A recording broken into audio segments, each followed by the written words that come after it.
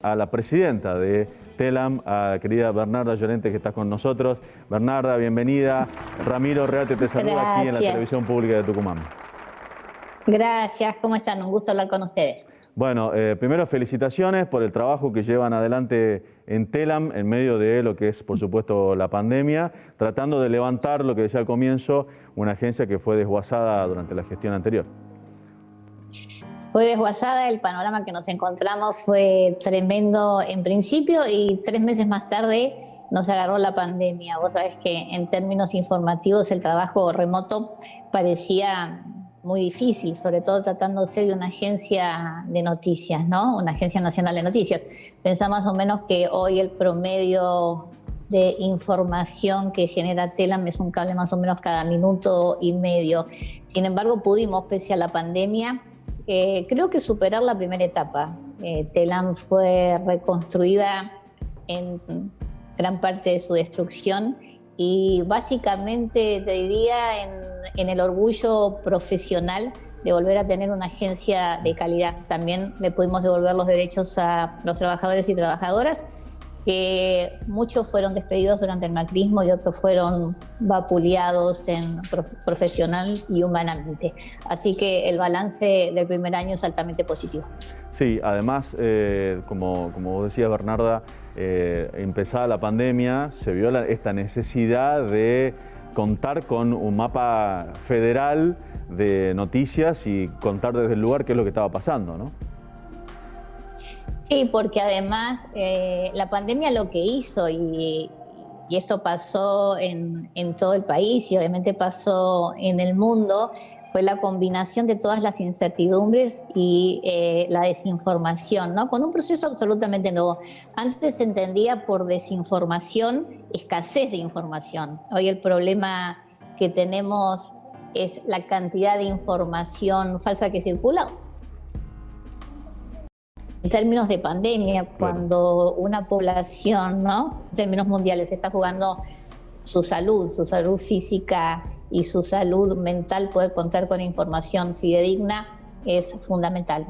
Así que creamos el sitio Confiar, que justamente eso es un lugar de información acerca de la pandemia, una situación nueva, con información que cambia permanentemente.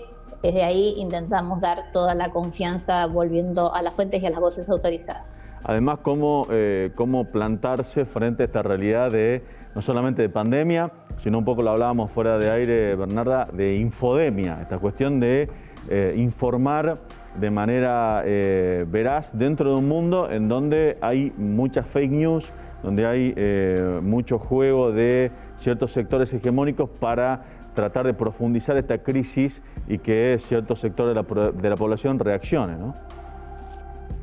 Y sí, uno se olvida porque ya viste, va perdiendo dimensión de los tiempos, ¿no? Pero antes de la pandemia, como 2 o 3 años antes, ya se hablaba justamente de este descrédito de la verdad, ¿no? Claro. De la posverdad, donde la verdad no parecía un valor. Incluso el gobierno anterior, el macrismo, hizo de eso casi una acción de gobierno, ¿no? Las apariencias frente a la realidad, pensando que si se manejan los resortes tecnológicos, finalmente manejas la realidad. Por suerte la realidad se termina imponiendo, pero es muy importante que nosotros, los profesionales, hagamos un esfuerzo para poder, por lo menos, desbaratar en parte la fake news, ¿no?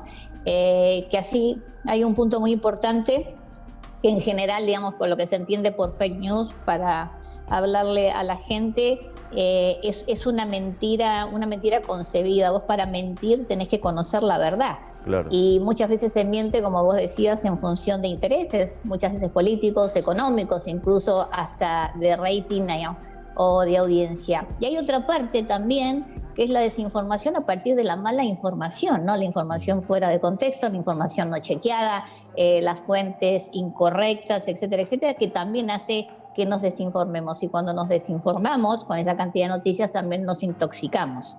Claro. Además, qué importante este momento de agencias como la de TELAM, no solamente por esta mirada y por supuesto que tiene atravesada la cuestión de la perspectiva de género, por una cuestión obvia, por supuesto, sino también llega en un momento que con pandemia mucha gente busca, digamos, de qué fuentes se va a nutrir para saber si es cierto o no tal o cual situación, como por ejemplo la vacuna, porque si era la construcción, si era rusa, no era tan buena como la americana o la china, ¿no? Y fíjate que creo que la buena noticia, pese a lo que ha ocurrido con los medios y los cambios de paradigma y la cantidad de información falsa que circula y demás, la buena noticia es que cuando las situaciones son serias y la gente sabe lo que arriesga, finalmente busca la verdad y la verdad se termina imponiendo. Hay un proceso durante la pandemia que obviamente circuló muchísima más información falsa por distintas plataformas, pero la buena noticia es que la gente eligió informarse por medios confiables en los que confiaban y por medios históricamente que le daban seguridad, ¿no? Y eso pasa un poco, uno lo ve después reflejado en las acciones, ¿no? Sí. Más allá de todo lo que se dijo de las vacunas, creo que la mayor aspiración de la mayor parte de los argentinos y argentinas es poder acceder a una vacuna y poder retomar una cierta normalidad. Te pido una reflexión, Bernardo, con respecto a la muerte de Mauro Viale, lo que generó la muerte de Mauro Viale. Primero porque por su personalidad muy reconocida, pero también esta acción de los medios, que bueno, nosotros también lo hicimos acá, de comenzar a trabajar con barbijos dentro de los estudios de televisión.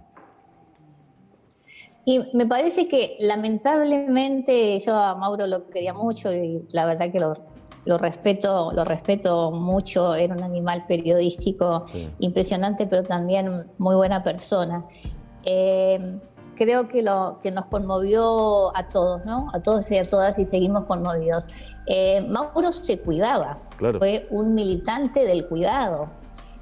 Nunca se sumó a otros periodistas que vapulearon la cuarentena o las vacunas. Él militaba el cuidado y sin embargo tuvo la mala suerte de morir así, tan repentinamente además. Me parece que esto generó bastante conciencia. Hoy creo, esta semana, todos tenemos como otra actitud en algunos medios, obviamente en los medios más responsables y en la gente diciendo, bueno, esto no es mentira, esto no es un chiste, pese a cuidarte y extremar los cuidados, el virus está ahí y el virus es cada vez más virulento y ese es el problema. Sí. Algunas cosas que servían para la primera ola siguen sirviendo para la segunda, pero no nos olvidemos que hoy hay otras cepas. Estamos un poco mejor porque están las vacunas, estamos intentando, digamos, como país acelerar los procesos. Sabemos que en el mundo las vacunas son el tema y el problema hoy porque se trata de inmunizar prácticamente a todo el planeta, por lo menos, digamos, más allá de las cifras que se manejan, el 50 o 60%. O sea, estamos hablando de una capacidad en producir vacunas y poder darlas que es impresionante, o sea, supera cualquier margen previsto. Así que mientras vienen las vacunas, creo que volvió a haber conciencia, más allá de quienes quisieron manipular, más allá de quienes quisieron... y esto no se puede tomar como una confusión, ¿no? Igualar vacunas que nos sirven con las vacunas que nosotros tenemos que sí sirven, intentar confundir marcas de vacunas, claro. Intentar confundir el grado de protección, eso creo que he hecho con bastante mala leche. Pese a todo eso, creo que hoy los argentinos y las argentinas seguimos apostando por la solución que son las vacunas. La verdad que te agradecemos mucho el tiempo, muy amable por el tiempo, Bernarda, más en este contexto de absoluto trabajo con lo que se espera en estas próximas 48 horas de anuncio del Gobierno Nacional. Así que te mandamos un gran abrazo, feliz aniversario de TELAM, de esa agencia que tenemos todos en nuestro corazón en la profesión, y esperamos vernos pronto. Te mando un gran abrazo. Un gran abrazo y un gran abrazo a los tucumanos. Ojalá pronto podamos ir por allá. Así Muchas será. Gracias por todo. Gracias.